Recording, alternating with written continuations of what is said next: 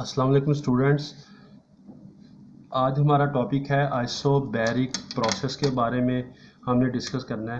तो इस टॉपिक से पहले मेरा चैनल को सब्सक्राइब करें और बेल आइकन को क्लिक करें ताकि जो नई आने वाली वीडियो हो वो आप तक पहुंच सके। आइसो का मतलब होता है सेम, बैरिक का मतलब होता है प्रेशर। तो आइसोबैरिक प्रोसेस वो प्रोसेस है जिसमें हमने प्रेशर को कांस्टेंट रखना है। This is called isobaric process. अब हम प्रेशर को कैसे कांस्टेंट रखते हैं, तो मैं कंसीडर करता हूं कि यहाँ पर हमारे पास एक सिलेंडर है और ये उसके ऊपर पिस्टन लगा हुआ है और इसके ऊपर जो बॉट्स हैं वो प्रेशर को रिप्रेजेंट करते हैं। तो मैंने 3 बार्ट रखे हैं, तो मैंने ड्यूरिंग प्रोसेस ये बार्ट 3 ही रहने देने हैं ताकि प्रेशर अगर बार्ट को कम या ज़्यादा करेंगे तो इसका प्रेशर कम या ज़्यादा होगा तो फिर वो आइसोबैरिक प्रोसेस नहीं कहलाएगा। हमने ये प्रेशर कांस्टेंट रखना है ड्यूरिंग होल प्रोसेस। तो मैं सपोज करता हूँ कि शुरू में उसका वॉल्यूम V1 था, टी आई था और प्रेशर पी आई था। अब मैं क्या करता हूँ कि उसी ही सिलेंडर को मैं हाई टेम्परेचर रेजरवायर पर रख देता हूँ। जैसा कि आप जानते हैं कि रेजरवायर जो सा होता है वो सिस्टम से हीट ले भी सकता है, सिस्टम को हीट दे भी सकता है। तो जब मैं हाई टेम्परेचर रेजरवायर को मैं शो कर रहा हूँ, हाई टेम्परेचर रेजरवायर जो सा होगा ये हमेशा सिस्टम को क्या करेगा, हीट देगा। तो ये मैंने क्या किया, जैसे ही मैंने ये मेरे पास पिस्टन था और इसके ऊपर प्रेशर को आपने कम या ज़्यादा नहीं करना। 3 स्टोन हैं तो 3 स्टोन इसके ऊपर मैंने रखे हुए हैं। तो मैं क्या करता हूँ, मैं ये हाई टेम्परेचर रेजरवायर इस गैस को, इस सिस्टम को हीट DQ देता है। तो जैसे ये DQ हीट देगा तो ज़ाहिर बात है कि ये पिस्टन ऊपर की तरफ गैस की काइनेटिक एनर्जी इंक्रीज होगी, इस पिस्टन की वाल्स के ऊपर प्रेशर ज़्यादा एक्सर्ट होगा और ये पिस्टन ऊपर की तरफ मूव करेगा। तो जो फाइनल वॉल्यूम है VF वो ग्रेटर होगा, टेम्परेचर TF और प्रेशर PF। याद रखें कि इसमें PI, यहाँ पे चलिए लिख देता हूँ, ये PI और PF बराबर होगा। तो आइसोबैरिक प्रोसेस जो है, जब हम सिस्टम को हीट देते हैं वो हमेशा पॉजिटिव होती है। तो हम जानते हैं कि फाइनल वॉल्यूम जो सा है वो ग्रेटर देन है इनिशियल वॉल्यूम से। तो हम वर्क डन जानते हैं, वर्क डन बराबर होता है F डॉट DX। देखें D क्या है, DX यहाँ पर क्या है, DX पिस्टन यहाँ से लेकर यहाँ तक जो ऊपर थोड़ा सा मूव किया हमने उस डिस्टेंस को DX। तो F डॉट DX जितना उसे डिस्टेंस किया डॉट, जब फोर्स को डिस्प्लेसमेंट से मल्टीप्लाई करते हैं तो वर्क आता है। तो मैंने यहाँ पे क्या लिख दिया, वर्क लिख दिया। अब अगली बात समझने वाली है, DW is equal to F DX cos theta होता है और यहाँ पर थीटा का चलें कॉस थीटा लिख लें, एक स्टेप ज़्यादा कर दें। तो DW is equal to F DX cos theta, force और डिस्प्लेसमेंट के दरमियान angle, this is called a theta. देखें ये पिस्टन फोर्स किस तरफ लगा रहा है, पिस्टन फोर्स नीचे की तरफ लगा रहा है और जो सिलेंडर है वो उसका डिस्प्लेसमेंट किस तरफ हो रहा है, ऊपर की तरफ हो रहा है। तो इनके दरमियान जो एंगल है वो 180 का है। तो थीटा आपने यहाँ पे जो सब्सिट्यूट करना है वो क्या होगा, 180, क्योंकि हम जानते हैं कि थीटा किसके बराबर है, 180 के बराबर है। अब DW is equal to F DX cos 180 बराबर होता है -1 के, तो इसकी जगह आ गया -1। तो DW is equal to -F किसके बराबर होता है, फोर्स इंटू ए। हम जानते हैं कि प्रेशर बराबर होता है force per unit area, 10th class में ये बात पढ़ के आ चुके हैं। तो F किसके बराबर होगा, F बराबर होगा PA। तो F की जगह मैंने क्या लिख दिया, F की जगह क्या लिख दिया, PA, और यहाँ पर क्या आ गया, DX आ गया। तो DW is equal to -P A और डी एक्स को मल्टीप्लाई करेंगे तो आपके पास आता है डी वी। एरिया और डिस्टेंस को मल्टीप्लाई करते हैं तो वॉल्यूम आता है, तो ये डी वी उसका क्या आ गया, वॉल्यूम। अब हमने यहाँ पर फर्स्ट लॉ ऑफ थर्मोडायनामिक्स इसके ऊपर अप्लाई कर देना है। By first law of thermodynamics.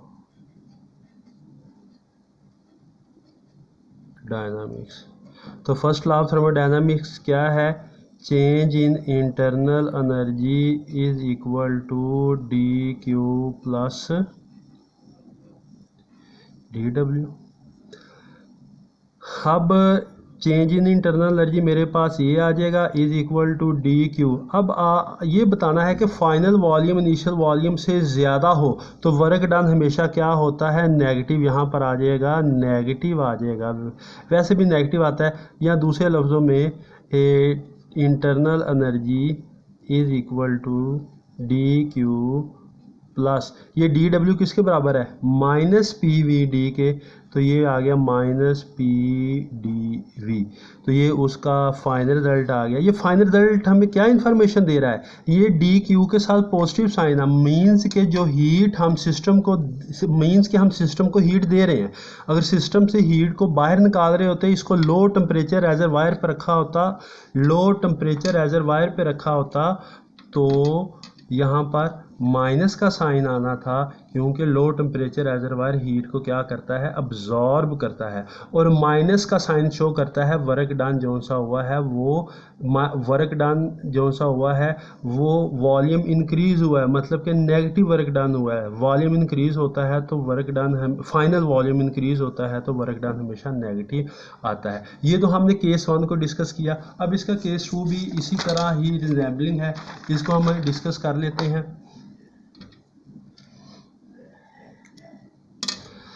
अब कंसीडर करते हैं कि हमारे पास एक सिस्टम था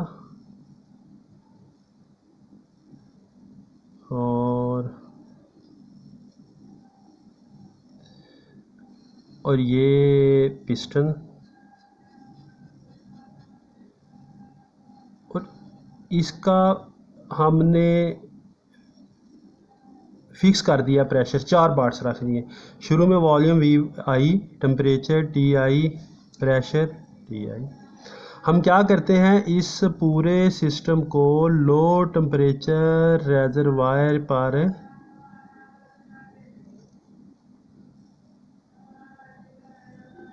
रख देते हैं। इसको मैंने लो टेम्परेचर रेजरवायर के ऊपर रख दिया, तो इसका जो सा है final volume V F, temperature T F, ये क्या आ गया पी एफ।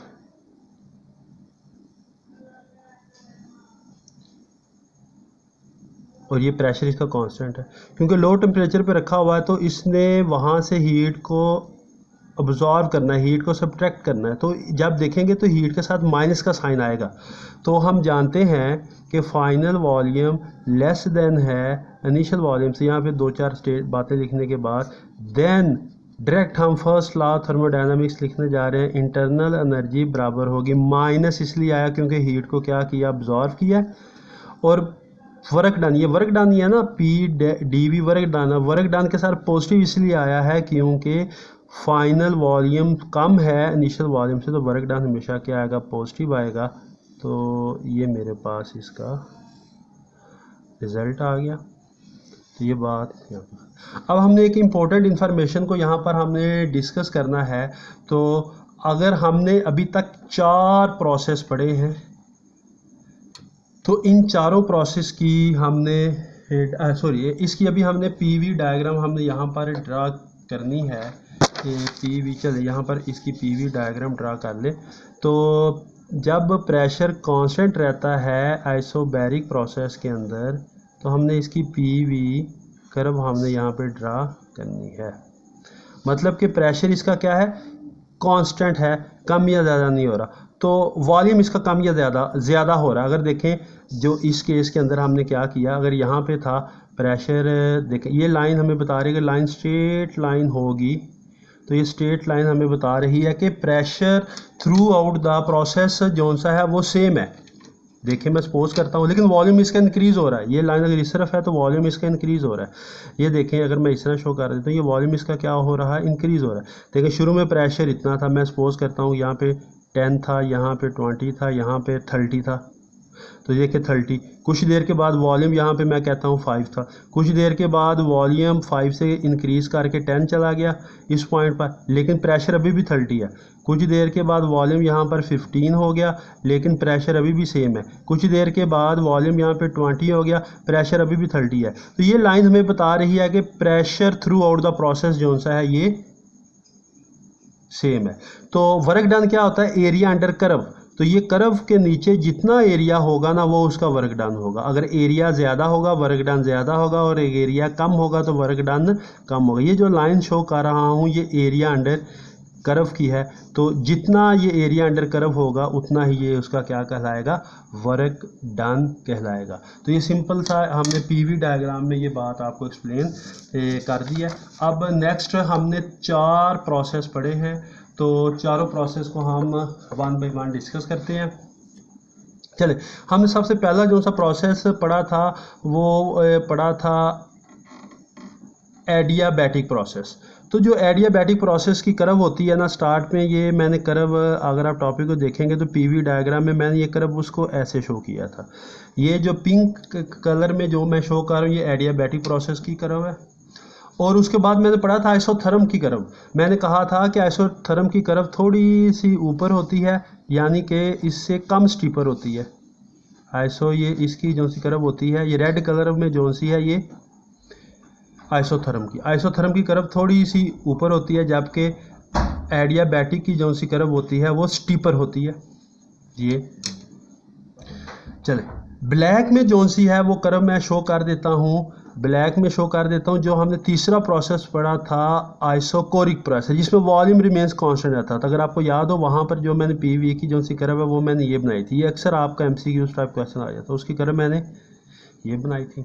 अब मैं चौथा जो सा प्रोसेस मैंने अभी डिस्कस किया वो है हमारे पास ग्रीन में, चले शो कर उसको ग्रीन में शो कर देता हूँ। ये जो सी कर्व थी, ये कर्व हमारे पास अभी जो हमने डिस्कस की है, ये कर्व हमारे पास थी आइसोबैरिक की कर्व, हमारे पास ये आती है। तो पीवी डायग्राम आप अगर इसकी ड्रा करें, यहाँ पर आ जाएगा पी, यहाँ पर आ जाएगा वी। तो मेरा आपसे क्वेश्चन ये है कि ये चारों कर्व में से मैक्सिमम ज़्यादा वर्क किस कर्व में डन हुआ, ब्लैक, पिंक, रेड, ग्रीन। तो जिसका एरिया अंडर कर्व ज़्यादा होगा उसका वर्क डन ज़्यादा होगा। अब देखिए मैं सबसे पहले आइसोकोरिक प्रोसेस की बात कर लेता हूँ। आइसोकोरिक में जो सा है इसके नीचे तो इस कर्व के नीचे तो एरिया कुछ भी नहीं है, तो आइसोकोरिक का वर्क डन 0 है, क्योंकि एरिया अंडर कर्व क्या है, 0 है। उसके बाद मैं आ जाता हूँ एडियाबैटिक। तो एडियाबैटिक का एरिया अंडर कर्व ये मैं पिंक से शो कर देता हूँ। ये एरिया अंडर कर्व ये है, ये एरिया अंडर एक्सिस तक एरिया अंडर कर्व ये, तो इसका वर्क डन होगा, इसका वर्क डन जितना एरिया है उतना ही वर्क डन होगा। अब मैं आ जाता हूँ आइसोथर्मल के बारे में। तो आइसोथर्मल जो रेड में शो किया इसका एरिया अंडर कर्व ये पिंक वाला एरिया भी इसके अंदर ही आ रहा है, और जो ऊपर वाला एरिया है वो एक्स्ट्रा इंक्लूड हो रहा है। तो ये देखें एरिया अंडर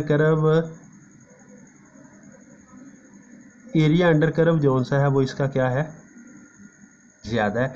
तो आइसोथर्मल का वर्क डन ज़्यादा होता है किसके मुकाबले में, एडियाबैटिक प्रोसेस के बारे में के मुकाबले में। अब मैं लास्ट वाला बात करता हूँ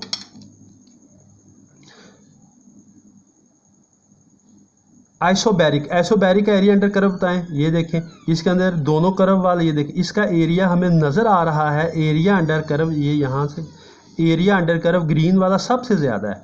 अगर आपके पेपर में एमसीक्यूज आ जाता है कि चारों प्रोसेस बताए गए हों तो सबसे ज़्यादा एरिया वर्क किस में होता है, तो आपका आंसर होना चाहिए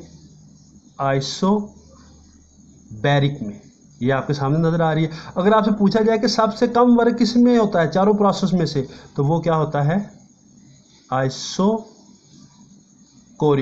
क्योंकि इसमें तो वर्क डन क्या होता है? ज़ीरो होता है। ये एक इम्पोर्टेंट इन्फॉर्मेशन थी जो पेपर पॉइंट ऑफ व्यू से काफ़ी ज़्यादा इम्पोर्टेंट है, MCQs के अंदर या एज अ शॉर्ट क्वेश्चन आ सकती है। शुक्रिया।